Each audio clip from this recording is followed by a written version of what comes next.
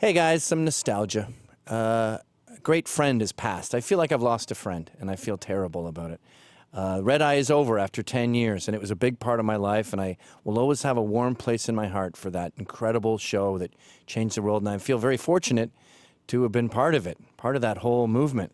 I heard it was started when Roger Ailes and Bill Shines were walking home late at night, and they said, I want to watch the news, but I'm drunk. I wish there was a drunk news show. And then Andrew Breitbart suggested Greg Gutfeld, and boom, they were off. And Greg Gutfeld got incredible guests. Andrew W.K., he got Danzig of the Misfits. Damien from Fucked Up, who would never go near the Fox News building, got Amy Schumer when she was a nobody. Arguably discovered her. Remember that fight she had with Steven Crowder? But honestly, you call yourself a comedian, but you don't do it that much. Like, I go fishing a couple times a year, but I don't introduce myself on TV as a fisherman. And then there was all the other fun regulars that I love being on with, like Terry Schappert was always fun to hang out with, and of course Bill Schultz I'm still bros with, and even Andy Levy, who I didn't get along with very well. I'll miss him. And I'm very thankful for so much freedom I got there. I was... You know, I got Jimmy McInnes. I started doing imitations of my dad, and that became a whole thing in and of itself. Hey, 2/3 of the country's billionaires made their money from scratch. My brother, Miles McInnes, I'm still doing him all the time. And because they're scared of a black president. Who, the Kenyans? Yeah. Well, but they are all, they're by and large black. All Kenyans are black. Oh, really? Sometimes I would just wear like a woman's lingerie or dress up as like a crazy Indian. And I couldn't swear, but I could say pretty much anything. And I really, really enjoyed it.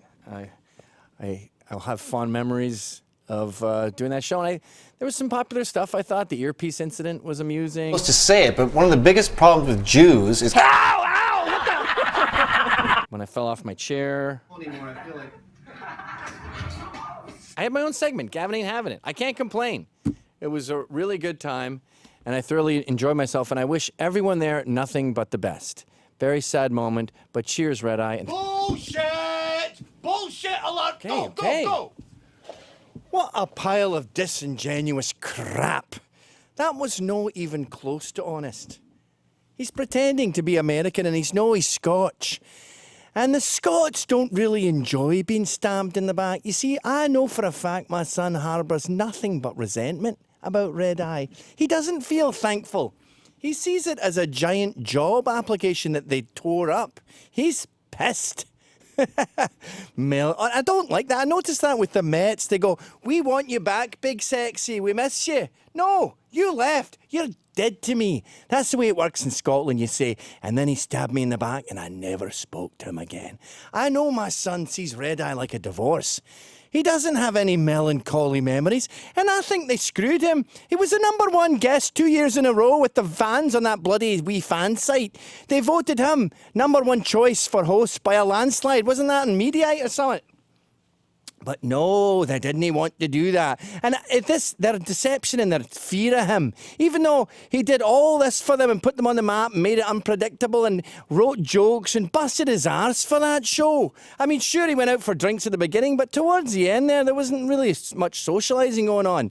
And it lost its oomph. But at any rate, even before they switched the host from Greg to Tom Shalhoub there, I remember him, he goes, Dad, I got great news, Bill Schultz is gone. And I go, you didn't stab him in the back, did you? He goes, no, I never said a bad word about him, Dad, but I was waiting patiently and eventually he's gone. So I moved in for a job.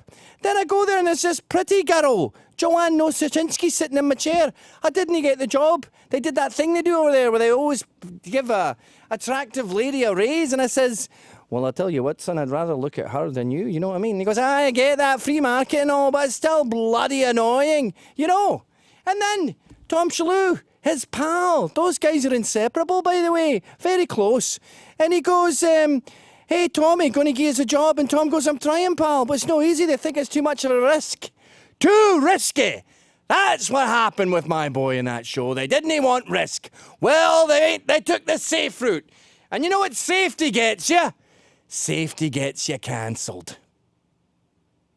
Hey guys, thanks for checking out that video. I do a show that you gotta pay for, subscribe to. It's called How's It Going, eh? And I talk to interesting people about interesting stuff, and it's very serious and educational and political and smart. You can subscribe by clicking here.